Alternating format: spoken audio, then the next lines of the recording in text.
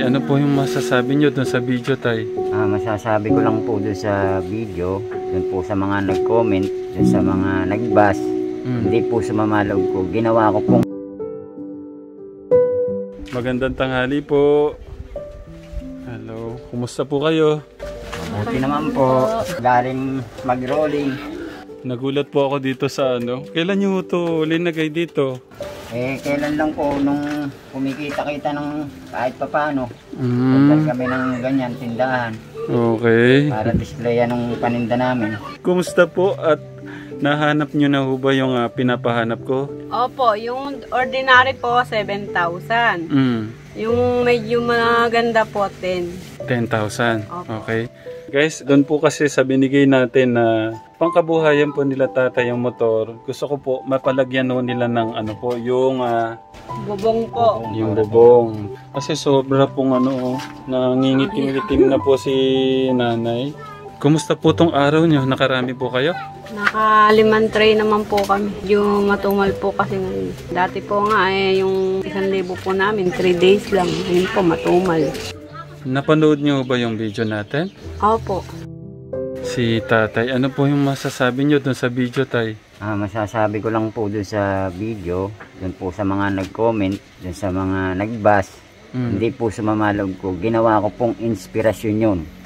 Mga sinabi nyo na ang isang manunugal habang panahong manunugal, patutunayan ko po sa inyo. Pakikita ko po sa inyo na yung sinabi nyo yung mali tungkol sa akin. Ginawa ko pong inspirasyon yung mga comment nyo. Hindi po ako nagdamdam. Ayan, gaya po niyan. Hanap buhay na lang kami. Wala nang bisyo-bisyo para po sa mga bata. Maraming salamat po sa lahat ng mga nag-comment. Ginawa ko po yung inspirasyon para sa araw-araw namin pamumuhay. Sana po huwag kayong magsawa na tumulong pa sa mga katulad namin. Maraming pong salamat sa lahat ng sponsor. Opo. Hindi ko talaga nasaktan, tay? Nasaktan po ako pero pinag-isipan ko yung mga sinabi nila. Tama rin naman. Kaya lang, kaysa isama ako ng loob, ginawa kong inspirasyon. Hindi habang panahon na gano'n ako. Nakaya kong baguhin sarili ko, nakaya kong magbago. Ayun, masaya ako. Nagagampanan ko naman. Kaya naman po niyang mag-motor. Nakakuha po niya nung nag-lockdown. Kasi nga po, bawal na po yung bata. Ngayon po, sabi ko, magkuwang ka na, dahan-dahan lang naman tayo. Kaya pinagkuha na po niya, hindi na po yung anak ko. Tuwan-tuwa nga po ako dahil siya na lagi kong kasama. Masaya pa, Opo, masaya po kami. Kahit hindi naman po kami nag-a-apra, mahirap po kasi yung mamasukan na may amo. Kami kahit iminto kami, magpahinga kami, pwede. Kaya nga po salamat po pa ako, lagi ko siyang kasama. Pagising na lang ng maga, ginigising na ako. Halika na, magbuko na tayo. Teka muna ka ako, magkakape muna po.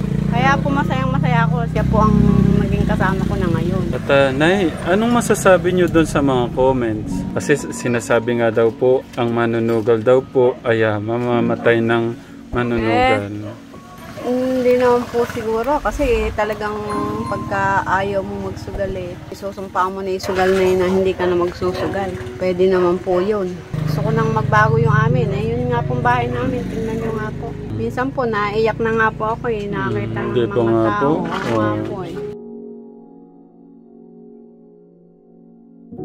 Ano po, yan po yung sinasabi nila na imbis na ituon na lang po sa mga anak, sa pag-ayos po ng bahay, yung isinusugal, di ba po?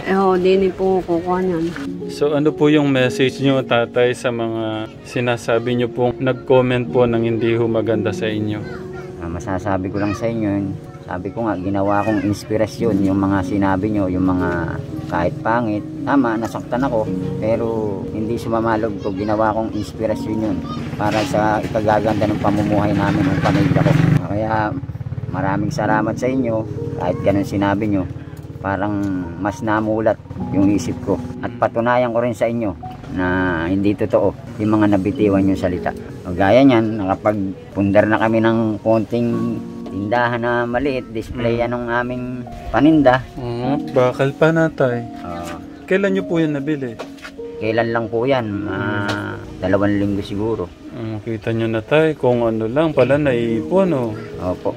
wag lang po magmadali, paunti-unti, makakapagpundar kahit papaano.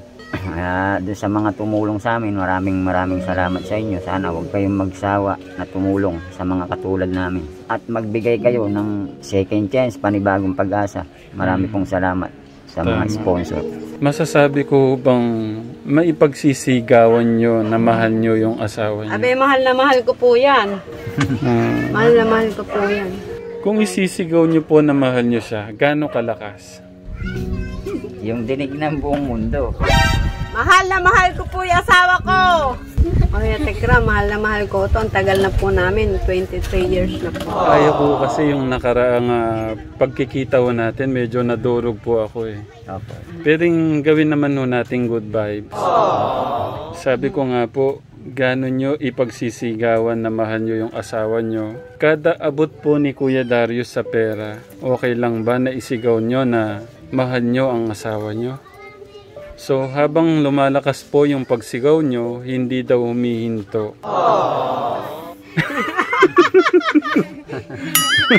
Sigaw ka. Unang abot ni Kuya. Mahal na mahal ko yung aking asawa.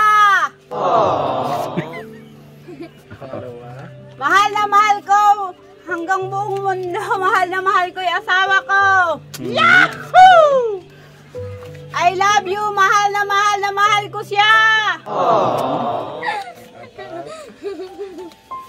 Mahal na mahal ko hanggang sa dulo ng mundo.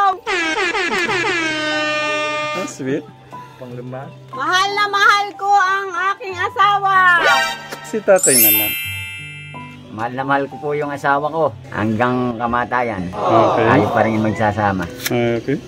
Aning. I love you, darling. I love you, mahal na mahal ka. Ayan po, yung mga si nanay, kinikilig si nanay. Nanay, ano masasabi niyo, Nay? Nay, kinikilig? Opo. Okay. Totoo naman po kasi yung sinasabi nila eh. Oh, Nay. Kumusta kayo dyan? Napasingit ko na ho kayo, ba't okay lang ho kayo dyan? Ayos lang naman po. Wait lang po ha, kumustahin ko kayo sandali. May ano pala yung kapitbahay nyo? May sakit ho pala? Lagi pong nagkakasakit yun. Kasi po, gawa ng may edad na. Sige po, ilan na ba kuya? 6 na po. Aba, Ito na po ang pampito. nanay? Mahal na mahal ko kahit hanggang sa dulo ng mundo. Hindi ko pababayaan ang asawa kong mahal na mahal. Nanay, gusto ko yung pang 10,000 ay mas malakas ha. Ay, tumuyo na. Tumayo na. Kamalida ka. Para po sa pang 10,000.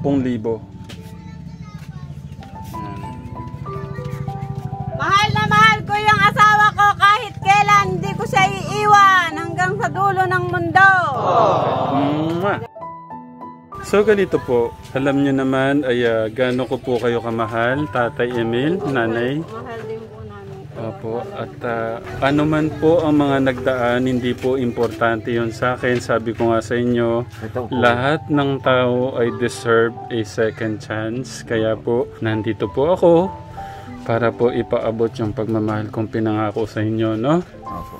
At ito lang po, sabi nyo nga tatay, ay pinaghugutan nyo po ng lakas, katatagan, ng inspirasyon lahat po ng nag-comment sa inyo na mga ganon. Opo, opo. Para mas pagbutihan pa natin yung ating paghahanap buhay, no? Huwag niyong kakalimutan na kailangan din po natin pag-ingatan ang ating katawan, tatay, Opo. nanay, no? Inom tayo ng maraming tubig kasi sobrang init po ng panahon. Opo, totoo po yun. Inuulit ko, kaya po ako nandito dahil mahal po namin kayo at mahal na mahal po kayo ng ating Diyos. Mahal din po namin kayo. Salamat po sa mga tulong. At nanay, gusto ko mapalagay nyo na agad-agad dyan, ha? Opo, salamat po sa inyo, Sir Salamat, Ramil. Sir Ramil. Opo. Sana po, Papagawa na po kayo namin ito matulungan. ngayon. Napakainit po kasi. Sobra ako napaproud sa inyo, tatay, yung sabi nyong pinagugutan nyo ng inspirasyon para maayos natin yung buhay, no? Gaya nito, nakabili ko kayo ng ano nyo, no? Doon sa kita nyo. Sa bagay, tama nga naman talaga sila. Opo, tama Imbis po na sila. yung kinikita natin ay dumadami, Yan, gaya niyan. Yung naipon nyo, nabili nyo ng ano, di ba po? Opo. Maraming salamat po. Sa binigay niyo pong tulong, Hindi, wala po yan. Maliit na bagay po yan. Ano po, pagka nadaan po kami dito, check ko po yung ano, ha? Opo. Mga ilang araw po siguro. Opo. Kasi ubusin muna namin yung paninda para diretso nang magawa siya. So, message po sa isa't isa, yung sweet talaga. Magbabagong buhay na po kami ng asawa ko. Lalo na po ngayon yung sa pamilya ko. Hindi ko po sila pababayaan, lalo na po yung asawa ko. Minsan po yung buhay niya. Pinagpapawisan, pinupunasan ko po siya sa kuwan. Kaya para po hindi po siya ubuhin. Habang buhay po yung pagmamahal ko sa kanya. Si tatay. Mahal na mahal ko rin po yung asawa ko, yung mga anak ko. Pinapangako ko sa inyo. Gagawin ko lahat at di na mabalik sa bisyo yung mga kinikita natin para na lang sa pamilya. Maraming salamat, Sir Ramil. Bigay yung second Marami chance. din pong salamat. Napakalaking aral, no, tay? Opo. Ang kwento po ng buhay po ni Tatay Emil at Nanay Nancy. At salamat din po sa ating Katekram family sponsor na wala pong sawang nagmamahal at sumusuporta po sa channel po natin, no? Yan, balik po tayo dito. Yung pong kanina si Nanay, yung pong kinikilig, may karamdaman po pala si Nanay, no? Kumustahin natin, guys? Hello po, ulit, Nanay. Nay, anong pangalan, Nay? Potensiana Silvestre po. Ilan taon na po kayo? 76 po. Nay, ano po yung ano nyo kanina, yung sinasabing sakit? Ito po yung mga ultrasound ko. May sakit pala si Nanay. Ano po yung ultrasound nyo? Yan po yung sa bato. Ito po yung sa bato nyo. Ano po itong bilog-bilog? Yan daw po yung mga cyst sa bato. Ay, yung bukol. Ano pong sabi doon sa check-up nyo, Nay? Sabi po nung nakaraang taon, pa-o-opera daw po ako. Bumupo ko lang naman kami sa pera. Hindi po matuloy-tuloy. 3 beses na po ito. 3 beses na ho kayo napacheck up. Opo, na-ultrasound. Nung nakaraang Enero, pinaano po uli ng doktor. Masyado po mahal kasi kulang po 1,000 ang ultrasound po sa ganito. Nay, sino po yung kasama nyo dito sa bahay? Yung anak ko po isang nagtitinda po ng ice cream. Totoo po, may anak po ako sa Malaysia. Yung pong magkaroon ng pandemic, hindi na po nakakapagpadala dahil nawalan daw po na trabaho yung asawa, nagsara daw po yung mga kumpanya doon. Dati po nakakatulong-tulong po yun. Mahirap din naman po yung napangasawa. Saka may anak na po doon. 12 taon na nga po hindi nakakauwi. May gusto ba kayong sabihin doon sa anak niya sa Malaysia? Masasabi ko lang po, kahit hindi po sa makauwi, ingatan na lang po na yung sarili nila at saka yung pamilya po niya doon. Kami po dito, wag lang niya masyadong intindihan. Kami po dito, may nakakasama kami mga kamag-anak namin. Isa po, nag-iisa lang po doon, maliban po sa mapagsawa niya. Ilan po ba yung anak niyo, Nay? 2 lang po anak ko, isang lalaki, isang babae. Lalaki po yung nandito. Kumusta po yung pag-ice cream niya? Kumisa po, malakas-takas naman. Kumisa po, mahina. Kaya nga po nung nagbibigyan po ako nung napakalaki niya, tulong po yun. Nung pagpunta ko dito noon, si Nanay, wala yung maliit na bagay. Nay, ngayon dito, kumusta po kayo yung sa pagkain? May bigas po ba kayo? Nakabili po kanina ng 2 kilo. Nay, sa tingin niyo po, bakit niyo nakuha yung sakit niyo? Como nga, nung maliliit kami, kulang kami sa pagkain. Bihira lang po kami makaano ng mga ulam. Nung nabubuhay pa po yung nanay ko. Ano lang po doon, asin at saka luya. Kumisan po, pagka wala kaming ulam, yun, asin lang po. Kung mga bata pa po kami nun. Ano po yung maituturo niyong aral sa mga makakapanood po ng kwento po ng buhay po niyo? Maging matatag po sana sila. Sila yung mahihirapan. Mahalin din yung kanilang pamilya. Makisama sa ibang tao. Kahit po may nalalait sa amin, may nang-ano sa amin. Sa Diyos ko na lang po sila. Nay, ba't po kayo linalait? Ano po yung sinasabi nila? Siguro po, kung kami po hindi naman po kami talaga tiga rito, tiga doon po kami sa ano. Iba, nasasabi nila napadpad lang po kami dito. So hindi niyo po pala lupa to? Hindi po. Ano po kasi ito sa release ng grade? Nay, Po, ano po ba yung maitutulong namin sa inyo? kayo na po ang bahala. Sa iyo na po yun. Hindi naman po ako nanghihingi ng malaking ano. Sapat-sapat lang po yung maipagkakaloob sa akin. Dahil marami naman po kayong tinutulungan. Hindi naman din po kami. Kung hihiling po kayo, ano po yun? Sa ngayon po ang hinihiling ko naman po sa Diyos. Kung mawawala po ako, ang gusto ko po yung maging maayos naman po kahit konti yung anak ko may iwanan dito. So, nung huling check-up niyo po nung Lunes, Opo. may mga binigay po ba na gamot sa inyo, Nay? Ito nga po yung mga Gamot po. gamot na... Opo, yung mga iniinom po niyo. Ito po kasi... Para saan po lahat? Iyan pong malalaki, para saan Pero po po sa yan? bato daw po, ito. Ah. 3 beses pinaiinom. Nasa magkano po yung nauubos niyo, Nanay, sa isang buwan sa gamot? Eh, mahal din po kung talaga pong bibilihin po lahat. Opo, nasa magkano yun? 1,000 din po inaabot na. 1,000 po? So, sobra pa po dahil hindi ko lang po isang klase lang, 3 klase po yan. So, si Nanay Nancy po pala ay, ano niyo po si Nanay?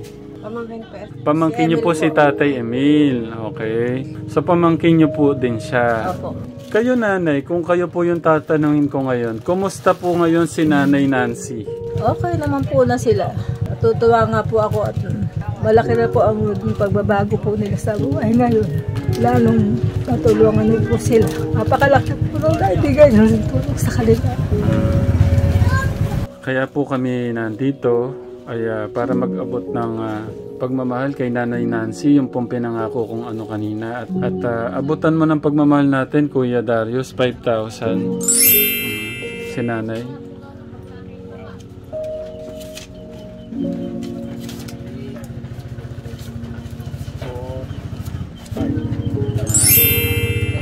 Maraming salamat po.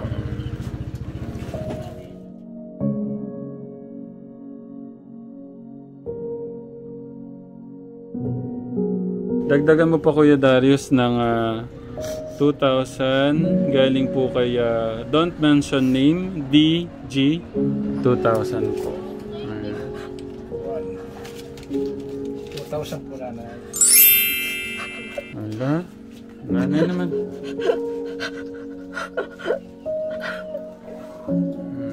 Kundi lang po kami naubusan ng budget, dadagdagan ko pa yan, pero bigyan nyo na lang po kami ng update sa check-up po nyo, no? Pasalamat po kayo kay Tito DG po. Maraming salamat po. Papakalaking tulong niyo po ibinigay sa pamilya ko po. Okay na? Salamat. Makalalo ka pang nihimatay po ito eh. Pagka po masyadong nakukunin yung Ilan po man na kayo. Ano lang yan, sa sobrang saya lang ni Nanay, no? Hindi ko po doon makakalimutan.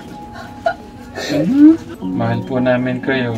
Mas mahal na mahal kayo ng ating Diyos. At now guys, salamat po sa inyo pong pagmamahal at suporta po sa channel po natin. Maraming salamat po sa ating Katekang family, Katekang family sponsor. Wala po akong masabi kundi bahala na po ang ating Diyos na magbalik lahat po ng inyong pong pagmamahal na ipinapabot po sa mga kababayan po natin, no? At muli guys, pagpalain po tayo ng ating Diyos. Ingat po kayo lagi. Mahal po namin kayo.